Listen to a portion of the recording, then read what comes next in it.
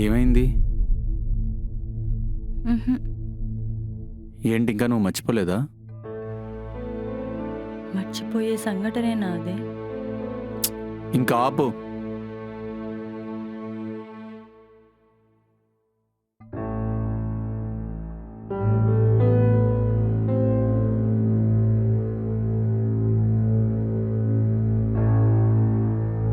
ఏంటి ఆలోచిస్తున్నావు? చిన్నప్పటి నుంచి నా లైఫ్ అంతా ఎప్పటికైనా హ్యాపీగా ఉంటుంది అనుకుంటూ ఉండేదాన్ని. ఇప్పుడు అంతా హ్యాపీగా ఉండేసరికి ఇదో కలలా ఉంది. చిన్నప్పటి నుంచా? ముందేమైంది? తెలిసిందేగా, మా అమ్మ లేదు. చిన్నప్పటి నుంచి మా పిన్నే. తను రోజు ఏదో ఒకటి అనడం లైఫ్ అంతా నరకంలా ఉండేది.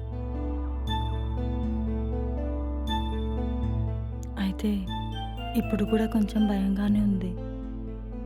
ఎందుకు భయం? నా లైఫ్లో హ్యాపీ డేస్ అంటే నేనే నమ్మలేకపోతున్నాను. కొంచెం హ్యాపీగా ఉంటే ఏదో ఒకటి జరుగుతుంది. అలా ఏముండదు. ఎక్కువ ఆలోచించుకో. నీకే కష్టం రాకుండా నేను చూసుకుంటా. నా చైల్డ్హుడ్ అంతా పెద్ద టార్చర్ అండి. ఎవరికి చెప్పుకోవాలో కూడా తెలియని ఏజ్ అది. పెళ్ళయ్యాక ఒక హోప్ వచ్చింది, నా లైఫ్ బాగుంటుందేమో అని. కానీ మన ఫస్ట్ నైట్ తర్వాత అర్థమైంది, ఇక నా జీవితం ఇంతేనని. Past is past. అంతా అయిపోయింది. నీ ప్రెజెంట్కి నీ ఫ్యూచర్కి నేను హామీ ఇస్తున్నా, ఏం కాదని. ఏమోలేండి, నా భయం నాది. ఏం భయపడకు. ప్రశాంతంగా నిద్రపో. ఎక్కువ ఆలోచించుకో.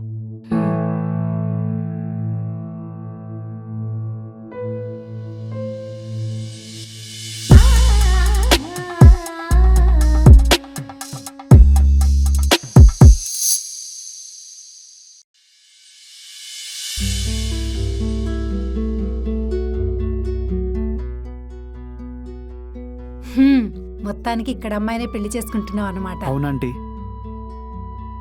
ఎక్కడ అమ్మాయి అయితే ఏముందిలే నాన్న, అమ్మాయి మంచిగా ఉంటే చాలు. అరేంజ్ మ్యారేజే కదా?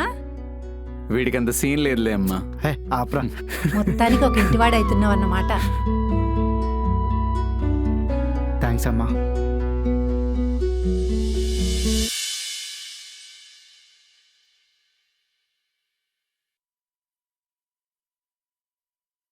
ఇంకేంటి నాన్న, ఇప్పుడు జాయిన్ అయిన కంపెనీలో శాలరీ అంతా బానే ఉంటుందా? మంచి కంపెనీ అయినా? పెద్ద కంపెనీ ఆంటీ, శాలరీ అంతా బాగానే ఉంటుంది. శాలరీ ఎంత ఉండొచ్చు నానా? ఇప్పుడు ఫ్రెషర్గా జాయిన్ అయ్యానంటే 50,000 ఇస్తున్నారు. చాలా బెటర్ నానా, 50,000 అంటే. హ్మ్. షాప్లో పనిచేసుకుంటూ మంచిగా చదువుకొని మంచి కంపెనీలో సెటిల్ అయ్యావు నాన్న. ఆల్ ది వెరీ బెస్ట్ అమ్మా. Thanks aunty. పెళ్ళికి మాత్రం తప్పకుండా రావాలంటే. పక్కా వస్తాను. ఓకే ఆంటీ, ఇంకా నేను వెళ్ళొస్తా. ఉమ్. మీరు కూడా రండి సిస్టర్. ఓకే అన్నయ్య, వస్తాం. వస్తానురా. బాయ్ రా.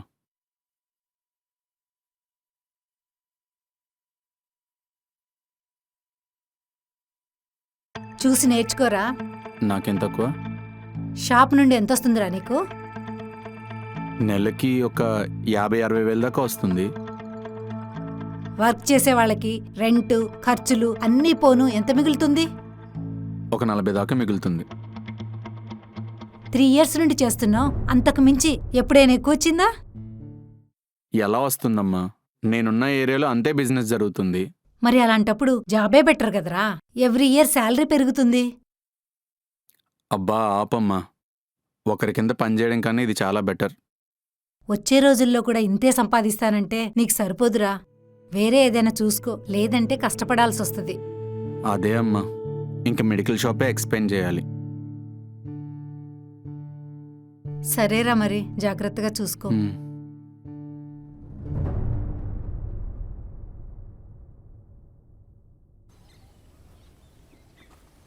కూర్చుందామా?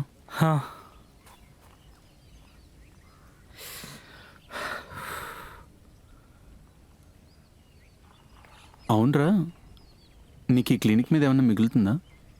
నెలకి 30,000 వరకు వస్తుందిరా. సరిపోతుందా మరి? ప్రస్తుతానికి నాకు ఇంకా పెళ్లి కాలేదు కదా, సరిపోతుంది, పర్లా. మరి ఆ తర్వాత ఏం చేస్తావు? ఏమోరా, ఇప్పటికైతే ఏ ప్లాన్స్ లేవు. రే అయినా ఇవన్నీ ఇప్పుడు ఎందుకు అడుగుతున్నావు?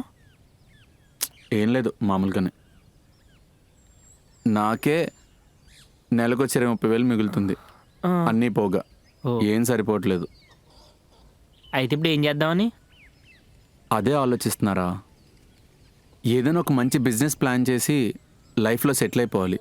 ఇంకో మెడికల్ షాప్ పెట్టు. ఆ ప్లాన్ ఆల్రెడీ ఉందిరా. అది కాకుండా ఇంకేమైనా చేద్దామని ఆలోచిస్తున్నా. మంచి బిజినెస్ అంటే ఆ డిస్ట్రిబ్యూషన్ సైడ్ వెళ్ళొచ్చు కదరా, మంచి ప్రాఫిట్స్ ఉంటాయి. అవునరా, మంచి ఐడియా. అయితే ఏదైనా న్యూలీ లాంచ్ మెడిసిన్ డిస్ట్రిబ్యూషన్ తీసుకోవాలరా, అప్పుడే మనకి మంచి పర్సంటేజ్ ఉంటుంది. నీకు తెలిసిందేమన్నా ఉంటే చెప్పురా, నేను కూడా కనుక్కుంటా దాని గురించి. రే నాకు తెలిసిన వాళ్ళు డిస్ట్రిబ్యూషన్లో చాలా మంది ఉన్నారు, వాళ్ళని కనుక్కొని చెప్తా. ఓకేరా, వెళ్దామా? హా. ఆ ఫార్మా కంపెనీ నెంబర్ పెట్టా చూడరా. సరేరా.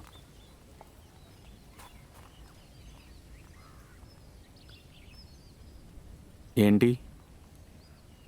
నా ఫస్ట్ శాలరీ ఎంత? 25,000. అంతా కరెక్ట్గానే ఉంది కదా? సర్లే, నీ మీద నాకు నమ్మకం ఉంది. ఎవ్రీ మంత్ ఇలానే తెచ్చివ్వాలి.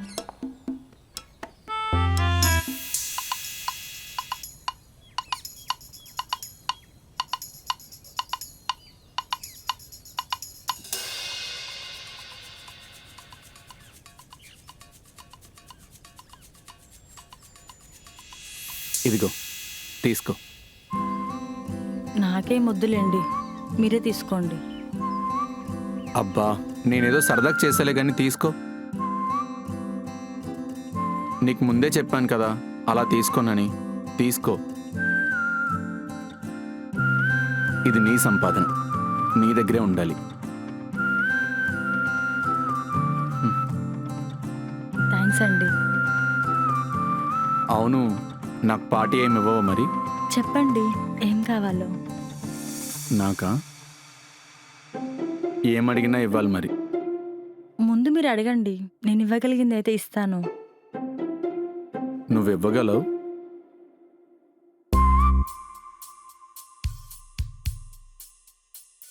నాకొక కిస్ కావాలి ఇప్పుడే. అబ్బా ఏంటండి మీరు, అత్తయ్య ఉన్నారు. శ్రీజ,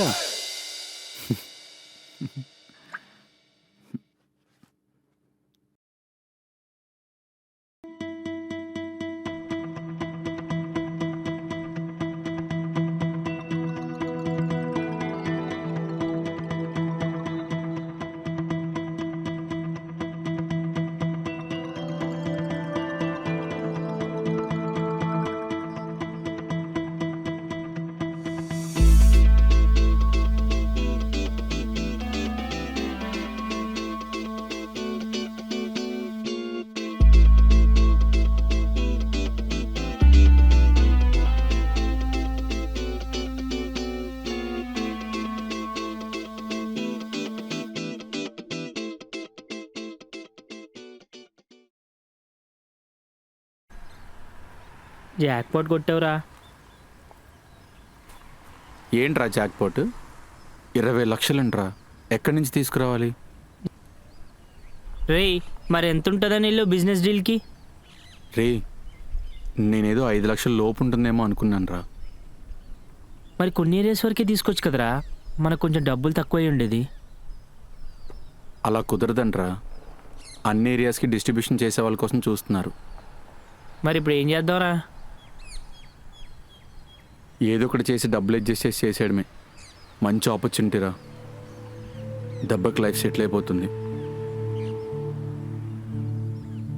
అవును, మెడికల్ షాప్ మీద లోన్ వస్తుందంటావా? ముందు అయితే ట్రై చేయరా, తర్వాత ఏదో ఒకటి ప్లాన్ చేద్దాం. సరే తిను, ఏదో ఒకటి చేద్దాం.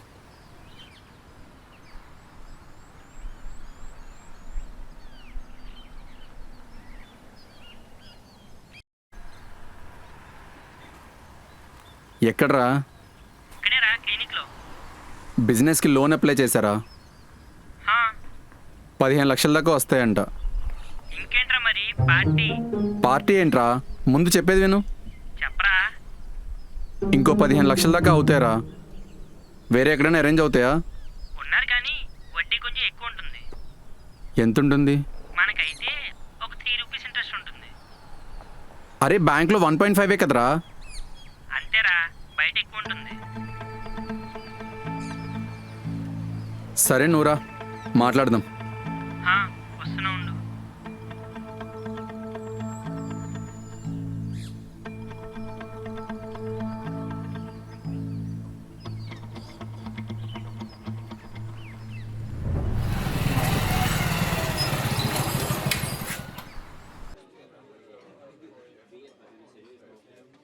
రే ఏంట్రా పబ్బుకి తీసుకొచ్చావు? రే మనకి డబ్బులు ఇచ్చేది ఈ పబ్బు అనరే. పదా రే, వడ్డీ డబ్బులు టైం కట్టేస్తావుగా, లేకపోతే దోలు తీరిపోద్ది. అరే పోనీ ఎంతకైనా ఎవరైనా తక్కువ వడ్డీ ఇస్తారని నువ్వే సెట్ చేయి. రే బయట ఇంకా ఎక్కువ వడ్డీరా. ఈయన నాకు రెగ్యులర్ కస్టమర్ క్లినిక్కి, అందుకే మనకి తక్కువ వడ్డీకి ఒప్పుకున్నాడు.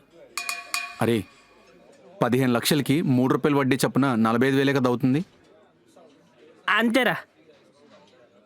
అయితే నాకు పర్లేదురా, బిజినెస్ నడుస్తుందని నమ్మకం ఉంది. నీ క్లారిటీ ఉంది కదా, పదెళ్దాం. రే మన బిజినెస్ వర్కౌట్ అవుతుంది కదా? రే ఖచ్చితంగా వర్కౌట్ అవుతుందిరా. ఒకవేళ నీకు నమ్మకం లేదండి చెప్పు, నేనే తీసుకుంటా. అంత వద్దులేరా. మరి నీకులా నాకు బిజినెస్ లోన్ రాదు కదా, లేకపోతే నేనే చేసేవాడిని. నాకు సెట్ అవనీరా, నీకే ఏదో ఏరియా ఇచ్చి డిస్ట్రిబ్యూషన్ చేసుకోమని చెప్తా, హ్యాపీగా చేసుకుంది. కానీ ఫ్రెండ్ రా. ఇంత హెల్ప్ చేస్తున్నావు, ఆ మాత్రం పట్టించుకోను నిన్ను. సరే, ఇక్కడ ఎక్కువసేపు ఉండకూడదు, పదా. నమస్తే అన్న. కూర్చోండి. చెప్పు వంశీ. అన్నా చెప్పాను కదన్న మనోడు బిజినెస్ కోసమని. నమస్తే అన్న. షూరిటీ ఏం పెడుతున్నారు? షూరిటీ అంట్రా? నువ్వు ఆగు. అదే అన్న, మనోడికి ఒక మెడికల్ షాప్ ఉంది. ఓ మర్చిపోయాను. వంశీ నాకు ఎప్పటి నుంచో పరిచయం. ఆ నమ్మకంతోనే ఏ షూరిటీ లేకుండా నీకు డబ్బులు ఇస్తున్నాను. ఆ నమ్మకం పోకుండా చూసుకో, ఓకే? మిమ్మల్ని ఏమి ఇబ్బంది పెట్టాను, ఇచ్చేస్తా. ఏమో, అందరూ నీలా చెప్పేవాళ్లే. ఇంతకీ షాప్ అయినా ఓనేనా? అంటే అది షాప్ లోన్ మీద ఉందన్నా.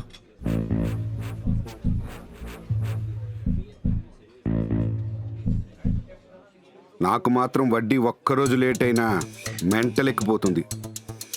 జాగ్రత్త.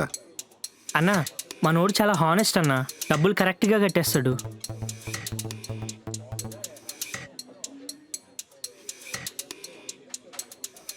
ఈ పేపర్ మీద నీ పేరు, అకౌంట్ నెంబర్ రాసి సంతకం పెట్టు. ఇదిగో.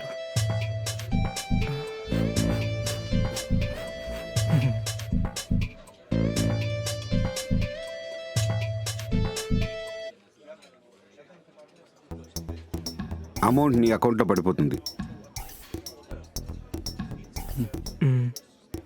ప్రతి నెల 5వ తేదీ 45,000 రూపాయలు వడ్డీ ఖచ్చితంగా నా అకౌంట్లో పడాలి. ఓకే అన్న.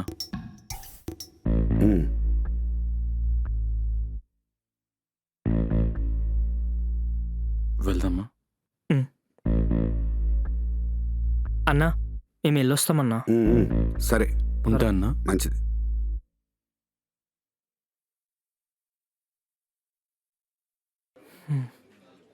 ఏంట్రా మనిషి చాలా డేంజర్లో ఉన్నాడు? చెప్పాను కదా ఆయన చాలా పవర్ఫుల్ మనిషి అని. అయినా మనకెందుకులే, మనం టైంకి కట్టేస్తాం. కట్టేస్తాంగా.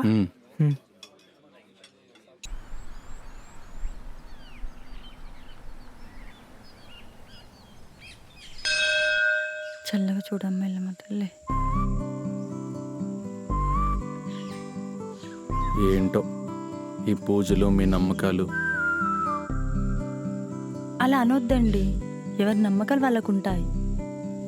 నీ నమ్మకాన్ని గౌరవించే ఇక్కడ దాకా వచ్చా, లేకుంటే నాకు ఇవన్నీ నచ్చవు.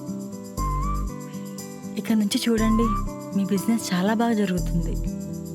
అంటే ఇప్పుడు బిజినెస్ బాగా నడిస్తే క్రెడిట్స్ మొత్తం దేవుడికి ఇచ్చేస్తావా?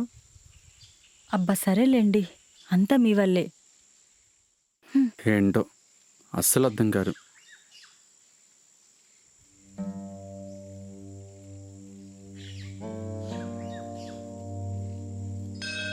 ఇప్పుడు కొంచెం బానే ఉంటుందా స్వామి?